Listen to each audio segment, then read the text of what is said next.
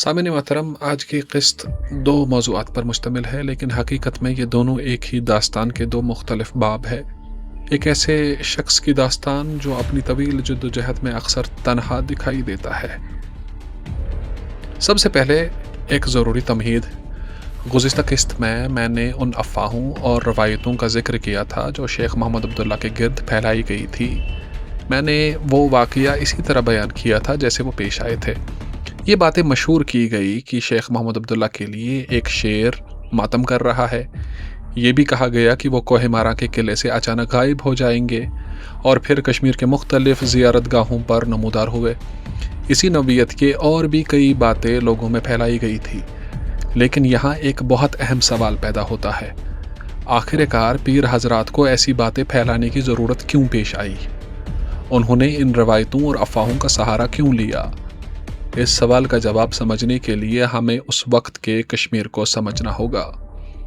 एक तरफ रियासत का बादशाह था जिसके हाथ में इक़्तिदार की तकरीबन हर ताकत मौजूद थी।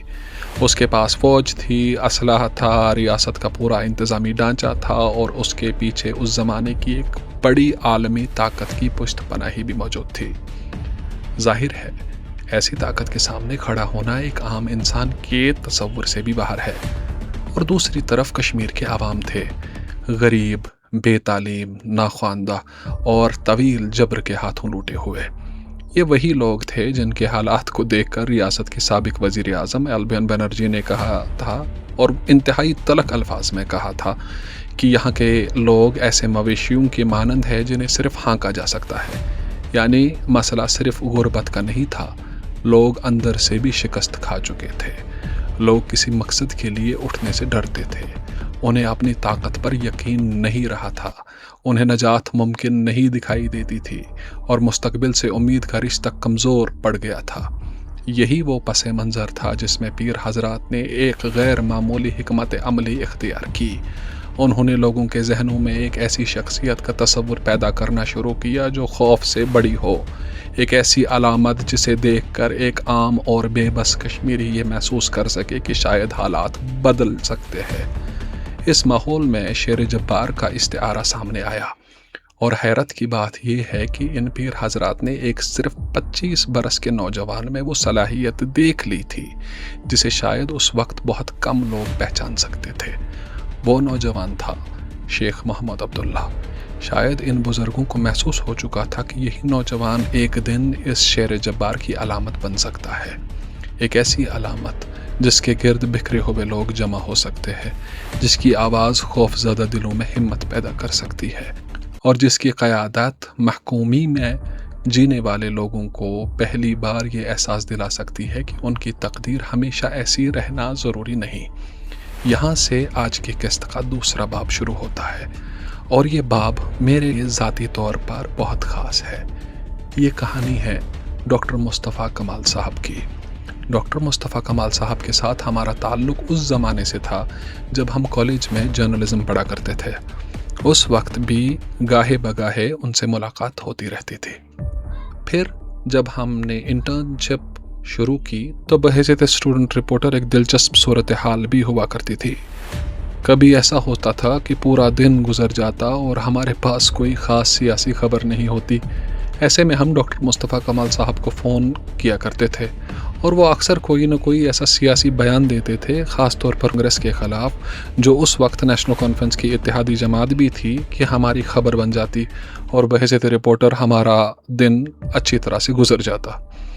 इसी तरह वक्त गुजरता गया, साल दर साल गुजरते गए और डॉक्टर मुस्तफ़ा कमाल साहब के साथ हमारा ताल्लुक़ और भी मजबूत होता गया। अपनी ज़िंदगी के आखिरी अय्याम में एक दिन वो मेरे साथ बैठे थे। गुफ्तगू के दौरान मैंने उनसे कहा, डॉक्टर साहब, आज तक आपके साथ कई मरतबा गुफ्तगू हुई है, बहुत से मौज़ूआत पर बात भी हुई है, लेकिन आज मेरी आपसे एक ख़ास गुजारिश है। उन्होंने मेरी तरफ देखा। मैंने कहा, आप शेर कश्मीर शेख मोहम्मद अब्दुल्ला के फ़र्जंद हैं। आपने उन्हें सिर्फ एक सियासी रहनुमा के तौर पर नहीं देखा, बल्कि एक वालिद की हैसियत से भी बहुत करीब से देखा होगा। क्या कोई ऐसा वाक़या है जो उन्होंने आपको बताया हो और जिसका जिक्र आपने आज तक किसी से न किया हो? मेरा सवाल सुनकर डॉक्टर मुस्तफ़ा कमाल साहब मुस्कुराए, कुछ देर खामोश रहे। پھر انہوں نے کہا، میں تمہیں ایک واقعہ بتاتا ہوں۔ یہ واقعہ میرے والد محترم شیخ محمد عبداللہ نے خود مجھے سنایا تھا۔ اور پھر انہوں نے ایک خواب کا ذکر کیا۔ انہوں نے کہا کہ 1953 کو ایک رات انہوں نے ایک خواب دیکھا۔ خواب میں وہ چار شریف میں تھے، وہی چار شریف جہاں علمدار کشمیر حضرت شیخ نور الدین نورانی رحمۃ اللہ علیہ کا آستان عالیہ ہے۔ شیخ محمد عبداللہ نے اپنے بیٹے مصطفیٰ کمال سے اس خواب کا ذکر کرتے ہوئے کہا تھا کہ جیسے ہی میں چرار شریف کے اندر داخل ہوا، میں نے علمدار کشمیر حضرت شیخ نور الدین نورانی کو دیکھا۔ ان کے ساتھ دو بلند قامت اشخاص بھی موجود تھے۔ شیخ محمد عبداللہ نے بتایا کہ میں نے ان دونوں اشخاص کی طرف دیکھنے کی بہت کوشش کی، لیکن میں ان کے چہروں کو نہ دیکھ سکا۔ میں نے علمدار کشمیر سے عرض کیا، حضرت یہ کون ہے؟ جواب ملا، یہ 2 عرب ہے۔ اور پھر شیخ صاحب کے بیان کے مطابق علمدار کشمیر حضرت شیخ نور الدین نورانی رحمۃ اللہ علیہ نے ان کی دستار بندی فرمائی۔ یہ وہ خواب تھا جو شیخ محمد عبداللہ نے اپنے بیٹے ڈاکٹر مصطفیٰ کمال صاحب کو سنایا تھا۔ میں نے پوری بات سننے کے بعد ڈاکٹر مصطفیٰ کمال صاحب سے پوچھا، ڈاکٹر صاحب، کیا میں کبھی اس خواب کا ذکر دوسروں کے سامنے کر سکتا ہوں یا یہ بات ایک راز ہی رہے؟ انہوں نے میری طرف دیکھا اور کہا کہ تم اس کا ذکر کر سکتے ہو، لیکن میرے دنیا سے چلے جانے کے بعد۔ یہ الفاظ سن کر میں چونک گیا۔ میں نے فوراً گفتگو وہی روک دی۔ میں نے کہا، خدا نہ کرے ڈاکٹر صاحب، آپ ایسی بات کیوں کر رہے ہیں؟ لیکن زندگی اور موت کا فیصلہ انسان کے ہاتھ میں نہیں ہوتا۔ وقت گزرا اور ڈاکٹر مصطفیٰ کمال صاحب بھی اس دنیا سے رخصت ہو گئے۔ اللہ تعالیٰ ان کی مغفرت فرمائے اور ان کے درجات بلند فرمائے۔ ان کے انتقال کے بعد مجھے بار بار وہ گفتگو یاد آ رہی تھی، خاص طور پر ان کا وہ جملہ کہ تم اس کا ذکر کر سکتے ہو لیکن میرے دنیا سے چلے جانے کے بعد۔ مجھے محسوس ہوا کہ یہ واقعہ، یہ خواب اور اس کی روایت ایک امانت کی طرح میرے پاس چھوڑ دی گئی ہے، اور شاید امانت کا حق یہی تھا کہ اسے اسی طرح لوگوں تک پہنچایا جا سکے جس طرح مجھے سنایا گیا تھا۔ اس خواب کی تعبیر کیا تھی؟ اس کی روحانی معنویت کیا ہو سکتی ہے؟ اور کیا اس کا شیخ محمد عبداللہ کی بات کی زندگی اور طویل سیاسی جدوجہد سے کوئی تعلق تھا؟ اس کا فیصلہ میں آپ پر چھوڑتا ہوں۔ میں نے صرف وہ امانت آپ تک پہنچا دی جو ڈاکٹر صاحب نے اپنی زندگی میں میرے سپرد کی تھی۔ اس خواب کا ایک دوسرا حصہ بھی ہے جو پھر کبھی آپ تک پہنچایا جائے گا۔ سماعت کے لیے بہت شکریہ۔